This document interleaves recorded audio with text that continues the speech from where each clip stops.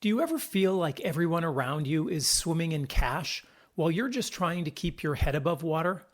Maybe your friends, coworkers, or family seem to have no problem splurging on Uber Eats every night, snagging tickets to the latest concert, or jetting off to vacation while you're just trying to watch every penny you have. Sure, you know some folks are struggling, but the ones that make about the same as you seem to have it all figured out.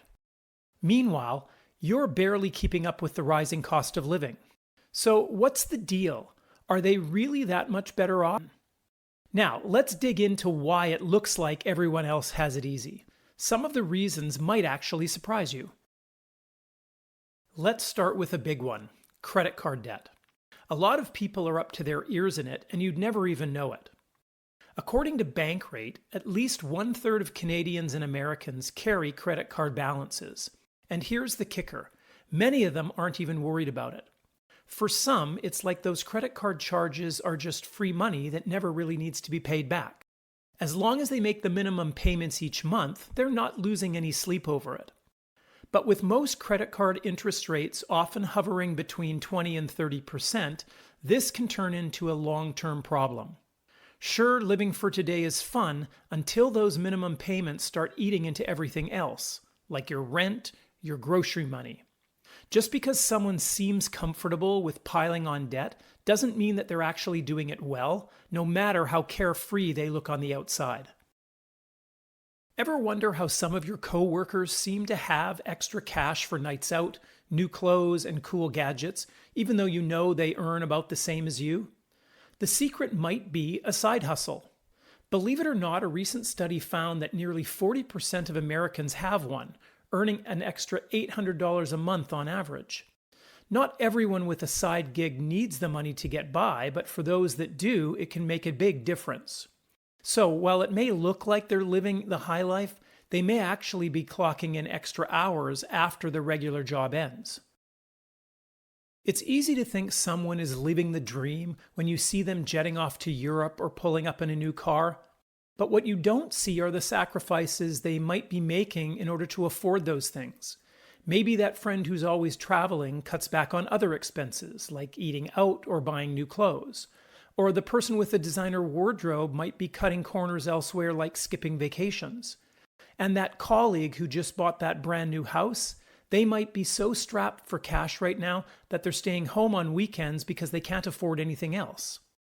We tend to focus on what others have and not what they may have given up to get it. Most people are making trade-offs just like you. Appearances can be deceiving. The person who looks like they're rolling in dough might actually be living paycheck to paycheck. They could be spending every last dime to keep up their fancy image, showing off the new cars, clothes, and vacations. But behind the scenes, they might have empty bank accounts, little to no retirement savings, and credit card statements that make them sweat. Remember that social media only shows the highlight reel of a person's life: the fun nights out, the luxury getaways, and the fancy dinners. What you don't see are the sleepless nights, the arguments over money, and the stress of keeping up appearances. Just because someone looks happy and wealthy doesn't mean that they actually are. Remember, everyone starts their financial journey in different places.